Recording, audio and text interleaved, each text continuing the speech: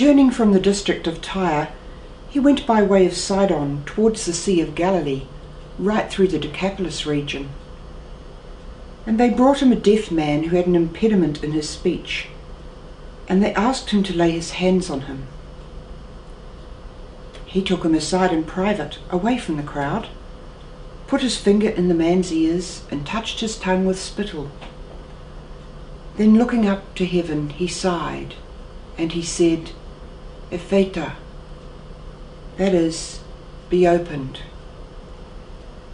And his ears were opened, and the ligament of his tongue was loosened, and he spoke clearly. And Jesus ordered them to tell no one about it. But the more he insisted, the more widely they published it. Their admiration was unbounded. "He has done all things well," they said. "He makes the deaf hear and the dumb speak." So here's this deaf man, and the apostles see the moment. They take the deaf man to Jesus, and Jesus performs a miracle. You can imagine the man's joy. I can hear, I can speak. Because to us, of course, language and communication are key things. He'd probably been trying to use sign language or just making guttural noises before this.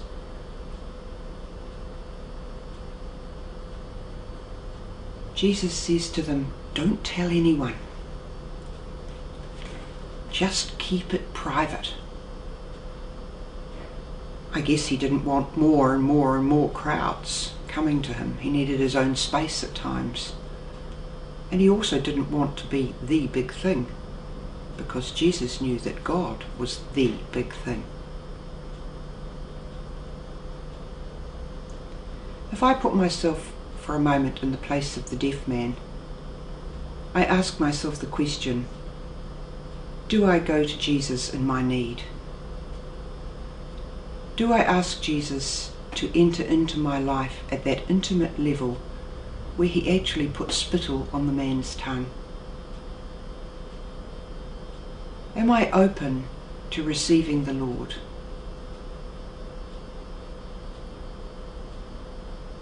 In a way, I suppose at Eucharist I receive the Lord in that way. Something comes onto my tongue. But it's also metaphorical.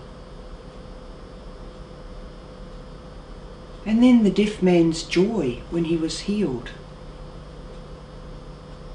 He recognized the value of hearing. He recognized that his life would be fuller now, and he would be more able to participate in the wider community. He knew that life is precious. Our theme for this month on Inspirational TV is Life is Precious. And I think this gospel sets up that whole theme really well. I ask myself, how often do I invite others to live life more fully?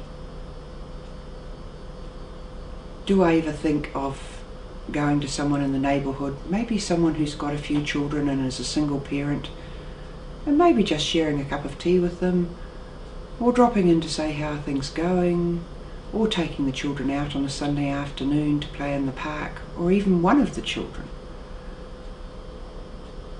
All those things give people a message that their life is important to you, and therefore they are important, and life is precious. And the other group of people I think of are those that we describe as mentally ill, or those who have psychiatric conditions.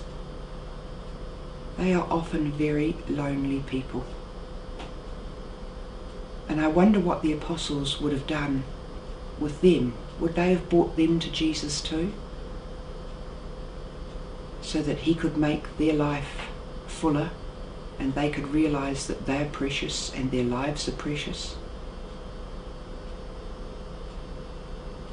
So just sitting with a person like that, even for half an hour, and paying full attention to them and listening to where they're at. that can help them realise the value of their life, and who knows what it might avert. So this little gospel can be unpacked in various ways. The man allowed Jesus to touch him.